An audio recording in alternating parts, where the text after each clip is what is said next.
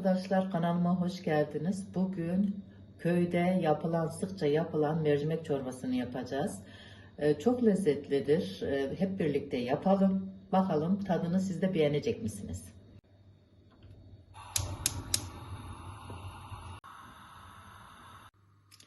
Önce sıvı yağımızı koyuyoruz.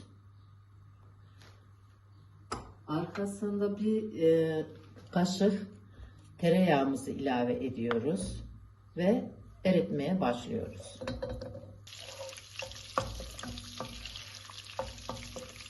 Arkadaşlar her yemeğin kendine özgü bir püf noktası vardır. O püf noktayı yakaladığınızda yemekler hem lezzetli, hem güzel görünümlü, hem de güzel kokar. O nedenle lütfen püf noktalarına dikkat edin. Bakın yağımız eridi. Eridikten sonra patatesle soğanımızı içine atıyoruz ve kavurmaya başlıyoruz. Arkadaşlar bu kıvama geldikten sonra ununu ilave ediyoruz. Unu ilave ettiğimizde bakın sakın hepsini koymayın, bir kenarına koyuyoruz ve bu un kendiliğinden orada kavrulacak.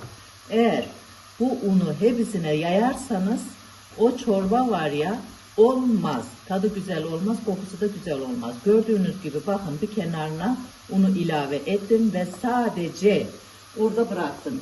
Şimdi de salçasını ekliyoruz. Salçasını da bir kenarına bakın döküyorum. Salçayı da burada ezmeye başlıyorum. Un kendiliğinde o tarafta kavruluyor. Salça da bu tarafta. Kaşıkla ezmeye başlayın. Ve salça da kavrulacaktır. Bakın gördüğünüz gibi salça da kavruluyor.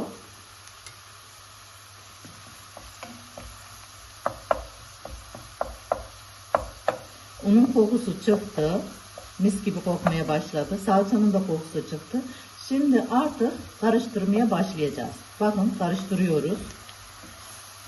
Bu da çorbanın püf noktasıdır. Püf nokta dediğim bu. Bakın gördüğünüz gibi her ikisinin kokusu çıktı. Her ikisi birbirine kavuştu. Özleşti. Kıvamı böyle olacak. Şimdi artık mercimekleri ekleyebiliriz. Ve mercimeği ekliyoruz. Biraz da mercimekle kavuruyoruz.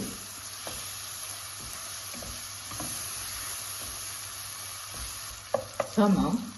Artık kettle'da ısıttığımız kaynar suyu üstüne döküyoruz.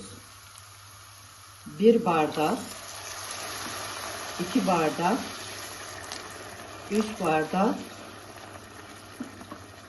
4 bardak su ilave ediyoruz. Arkadaşlar başta suyu az koyun. Eğer çorbanız katı gelirse ilave edebilirsiniz suyu. Ama fazla geldiğinde suyu çıkarma ihtimalimiz yok.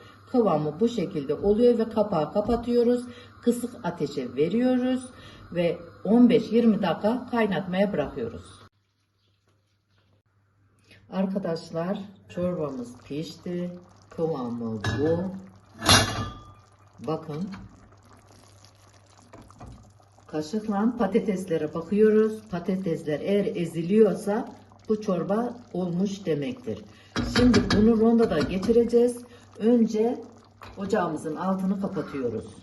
Kapattıktan sonra rondoyu alıyoruz elimize ve çorbamızı rondodan geçiriyoruz.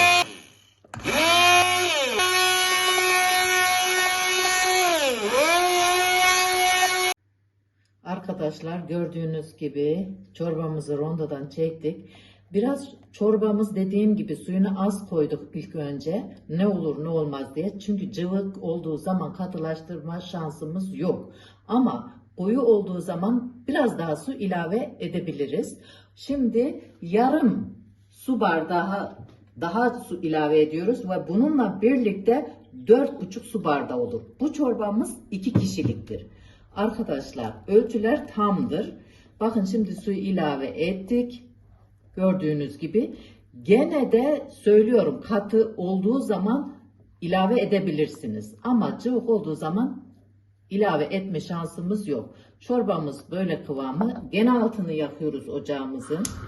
Bakın şimdi bir 5 dakika daha kaynatacağız. Şimdi de baharatlarını katacağız içine.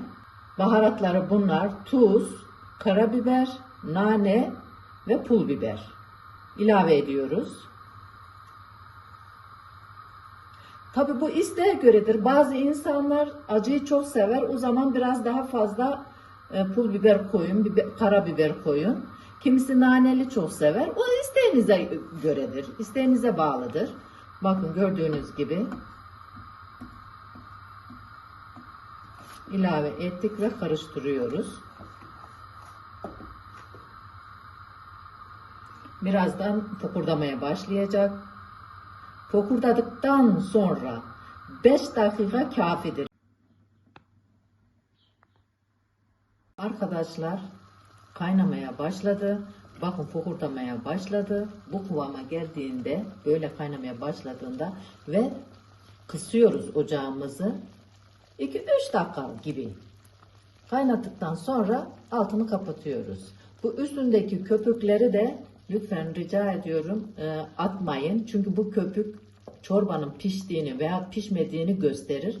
Eğer bu köpük gittiyse çorbanız pişmiş demektir, hazırdır. Eğer bu köpük gitmediyse bu çorbanız tam olmamıştır, pişmemiştir demektir. Bütün yemeklerde böyledir. Bütün yemeklerin köpüklerini bakın, yemeğin pişip pişmediğini anlarsınız. Bu da püf noktasıdır. Arkadaşlar bakın çorbamız oldu. Hiç köpüğünü atmadım. Bittiğinde çorbamız pişmiş demektir. Bakın. Gördüğünüz gibi kıvamı çok güzel. Katı seven var, sevmeyen var. O kendi elinizde cıvıltabilirsiniz. Azıcık su ekleyebilirsiniz. Ama orijinal kıvamı budur. Bakın şimdi ocağın altını kapatıyoruz.